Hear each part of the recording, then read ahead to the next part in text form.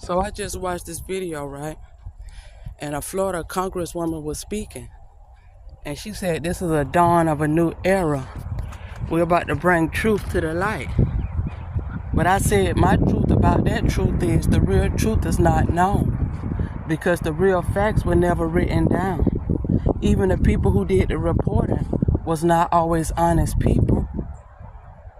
So even I appreciate y'all efforts to release historical truths, as y'all call it. But the real thing is we have to allow truth to reign supreme today.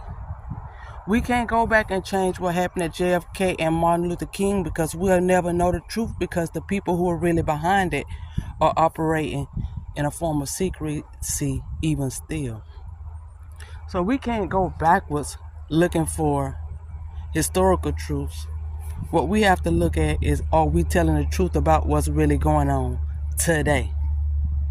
And once we start being honest about today, maybe slowly we can go back and start analyzing and unveiling some of the facts about the past. But right now, we got to focus on speaking the truth about what we're going through right now. I appreciate y'all doing JFK, MLK, 9/11, and COVID, and other such Pearl Harbor stuff. World War I and II in Vietnam. I appreciate the fact that y'all willing to start telling the truth. But what's happening today? And if and this is the thing I'm saying here, we know a lot of these wars were based off of lies. So the person who has the issue, they should be the ones that's fighting, not young soldiers who don't know anything about life, anything about living. And then y'all want to put young people. I don't have a problem with young people being in charge.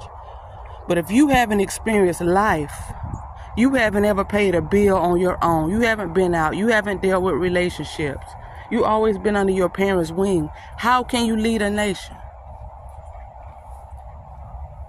So all I'm saying, if y'all willing to start telling the truth, you got to start looking in the mirror.